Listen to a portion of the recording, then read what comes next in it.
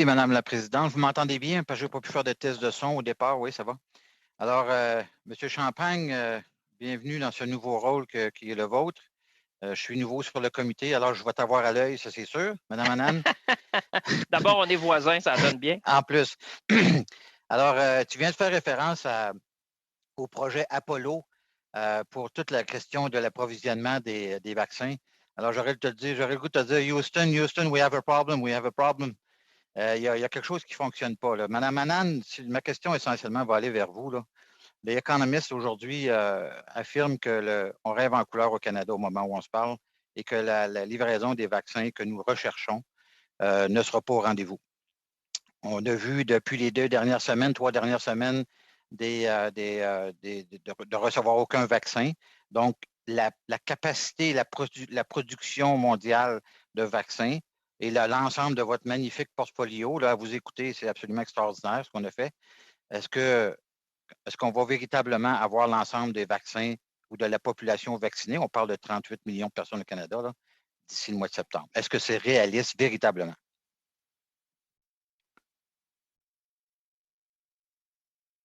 Well, thank you for the question. And as I said, I don't believe The Economist is accurate on this point with the knowledge that we have here in Canada relating to uh, the deliveries and procurements that I have mentioned here today. In particular, we are going to see a very rapid ramp up over the next weeks and months from approved vaccine suppliers alone. And as a result, all Canadians who wish to have access will have access prior to the end of September. And that is based just on approved vaccines alone, but we know we've got others in rolling review. This is the benefit of having a diversified portfolio. Mais Madame la ministre, ça me fait penser à quelqu'un qui veut acheter, qui a réservé des automobiles dans 7 concessionnaires différents. Puis il y en a 5 qui ne sont pas capables de livrer ces automobiles avant 2022, 22, 23, 24, 25. Alors, comment voulez-vous qu'on se serve de ces automobiles-là pour être capable de rouler quand on ne les aura jamais avant 2 ou 3 ou 4 ans? C'est ça la réalité. Là. Les vaccins ne sont pas approuvés, ils ne sont pas en production. D'ailleurs, M. Champagne l'a dit tantôt, il y a des étapes pour être capable de mettre des vaccins en production. Alors, ce que nous démontrent actuellement les faits est que nous n'aurons pas l'ensemble des vaccins d'ici le mois de septembre. Et monsieur, là, je vais m'adresser à M. Champagne. Vous avez dit tantôt que ça prend 4 étapes pour monter une business, pas une business, mais une entreprise qui est capable une shop là, qui est capable de fabriquer des vaccins. Je comprends très bien ces étapes-là. Je suis en affaires moi aussi, je sais à peu près ce que ça veut dire. Mais la réalité, là, c'est que l'Angleterre a construit ou a rétrofité des entreprises. Oh, pardon. Hé, mon chien. Désolé, c'est ça le travail à la maison. Vous voyez, il n'était pas d'accord avec vous, M. Généreux, là. Il vient de le dire. Ben écoutez, en tout cas, tout ça pour dire que là, il me fait tout perdre mon idée, là, tabarouette.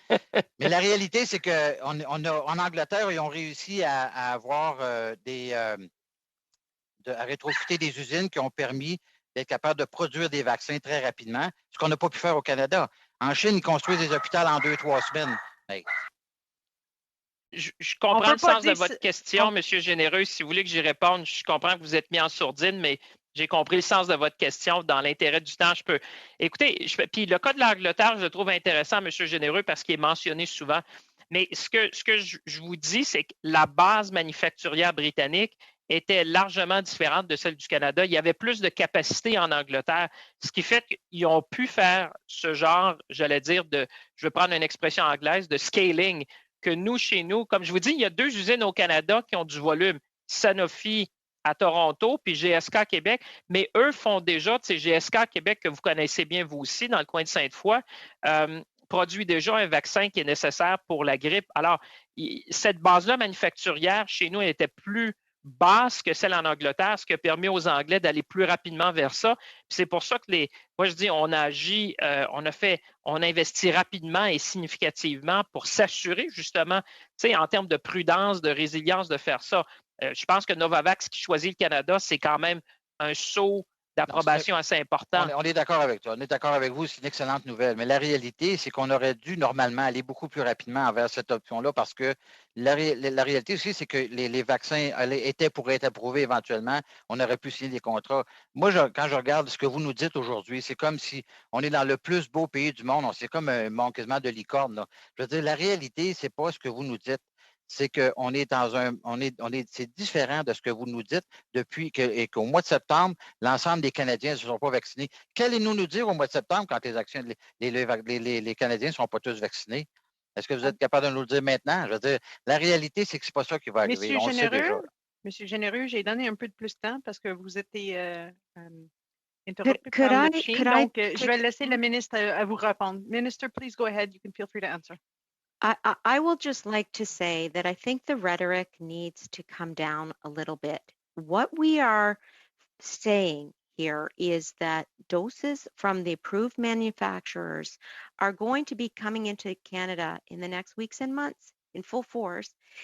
How do we know this? Because these vaccine companies began producing vaccines prior to approval and have evaluated their own production lines to ascertain that the fact that they are telling us that vaccines are available for delivery in Q2 are based on their own estimations of their production facilities. That's how we can be confident that 20 million vaccines of Pfizer and Moderna are going to come in Q2 and that 70 million will come prior to the end of September in total. That's what we need to continue to say. And undermining that point of view, saying that it's impossible to occur, is simply untrue based on what we are being told from the vaccine manufacturers themselves. That's what I'm relaying to you. It's not pie in the sky. It's not unicorns. It is based on what the vaccine suppliers are telling us as Canadians. Thank you. Thank you.